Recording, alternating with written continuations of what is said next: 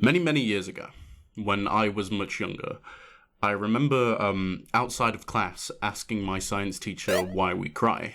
I understood that our eyes needed to be lubricated, I understood that they were organs designed to be wet, but what I didn't understand was why there was some, small corner of our brains that decided to connect the lowest pits of our sadness and the highest zeniths of our happiness with the act of, leaking from the eyes.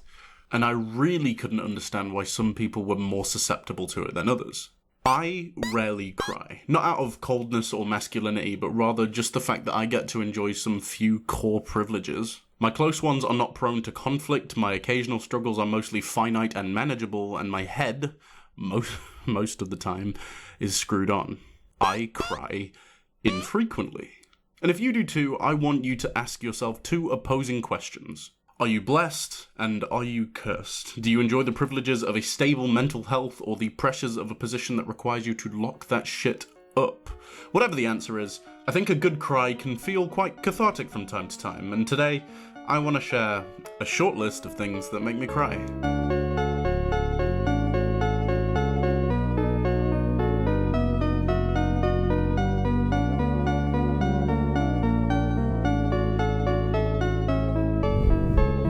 It's pretty rare that music ever really makes me cry.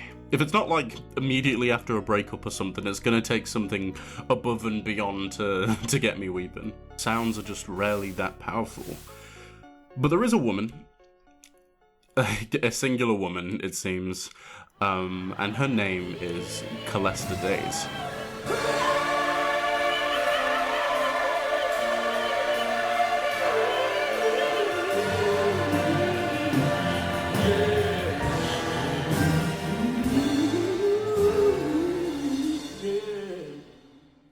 I'm not a fan of religion. I feel like it's too often used as an excuse to spread bigotry and manipulate a lot of people all at once. And the big kicker for me is that I don't see a need for an afterlife when we're capable of so many godly concepts here on Earth. But despite my lack of faith, this voice does make me consider the contrary. There is a natural, evocative swell to gospel music. It's like the singing itself mimics the sound of struggle.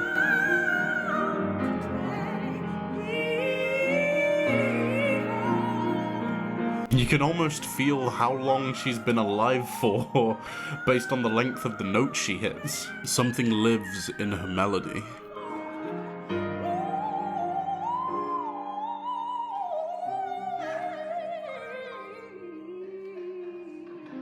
If all worship looked like this, I'd probably be a religious man. And on a smaller note, even just the construction of her most viral video just feels so personal. I was made to go to church at a much younger age, and the sense of community was there. The people in this video look like they're living in and around the majesty that they're spectating. They've got a relationship that feels familial. You get this sense of simultaneous humility and pride, which is how I would feel if I was watching my brother or sister do something cool.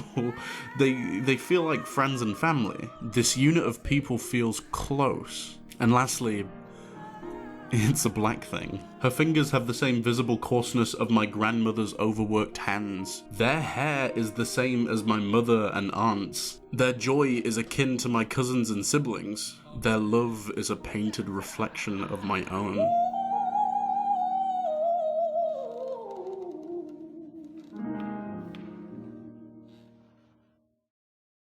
Another sound that has made me cry on a couple of occasions are these two lads on the subway.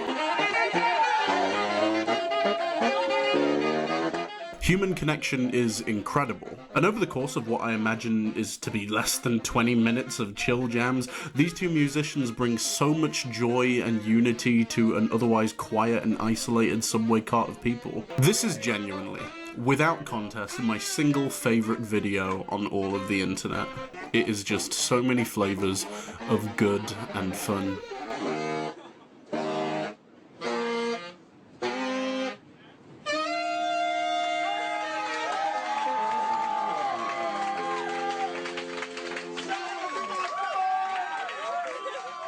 I love it.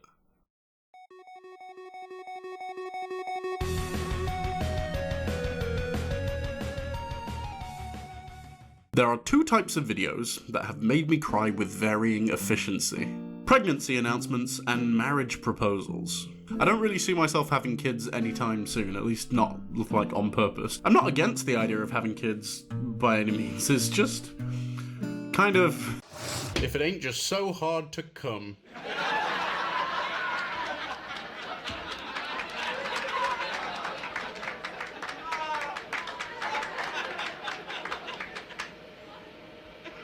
But for the people who do want kids and the women who find themselves with child, they have the unique and splendid opportunity of deciding how they want to tell the father, or the aunts, or the uncles, or the grandparents. Are you for real pregnant? Oh my God, are you shitting me right now? Oh my God! Oh my God, are you serious? To paraphrase the words of Leslie Knope, a couple is a team and a baby is the addition of more team players. And the visible joy that people express when coming to terms with this prospect just melts my heart. Ah, no, that shit, no way! Get the fuck out of here! Oh, my God! No way!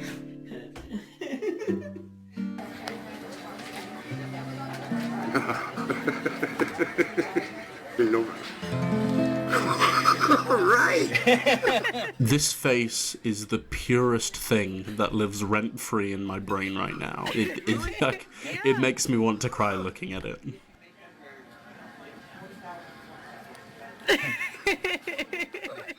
And for the marriage proposals, my own rather unsuccessful love life has jaded me somewhat, so these videos are a bit less effective. But whenever the proposer is accepted or rejected by their proposee, something about my insides just braces for impact. These people, mostly men, feel like they are risking everything in the hopes of just some kind of fucking reciprocation, which too often felt like a fucking pipe dream for me. But it means something. When somebody gets down on one knee, it feels like a piece of them hangs in the balance, waiting to be uplifted or shattered.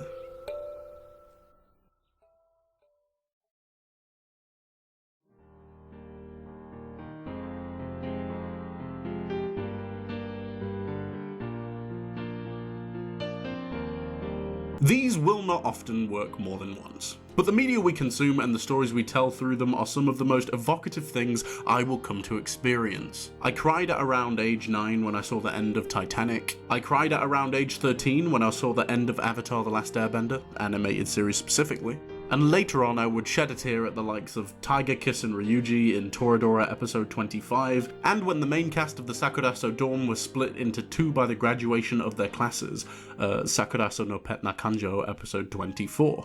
The push between choking up and actually crying is a kind of difficult boundary to hit now, and modern cinema will often get me close. I'm looking at you, silent voice, but damn, if I just can't feel anymore. Did any of you guys cry at the last episode of Violet Evergarden? Let me know in the comments if you did. I got very close to crying. In fact, here's the part of the video where you can just specifically take some time. Go on, go down to the comment section. Tell me something that made you cry, or tell me something that I should watch if I feel like crying. This video, like, I'll give you the time. You can go and leave a comment while I'm talking. Yeah, like now. Preferably. I'll keep talking. Like, this section will be done by the time you finish leaving a comment, don't you worry. Okay, let's get back to the video.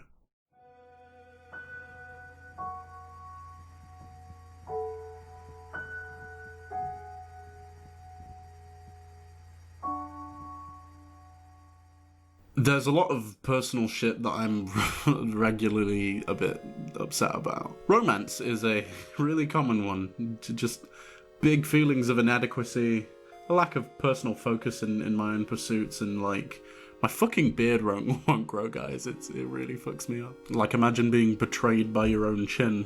What the hell?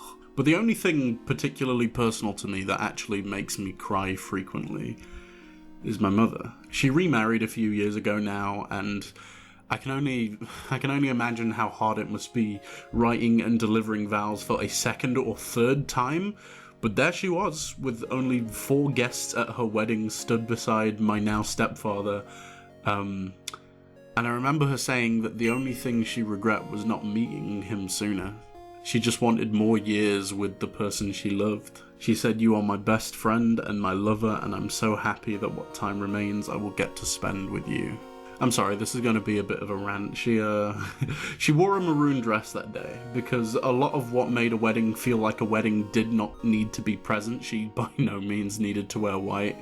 And I think of what she embodied in that moment. I know my mother in body, but not completely in mind. I don't know what love looks like to a woman who's had to watch it die like she has. I don't know whether concepts like trust and security carry the same weight, but I can see that she's found it. My mum makes me cry because she's a godly concept to me. She's a life that has been lived in, and I will never fully be able to grasp that. She makes me cry because her experience carries a weight of grace and a musing of beauty that I will never be able to properly articulate, and when I look for something good, I will always find a piece of her.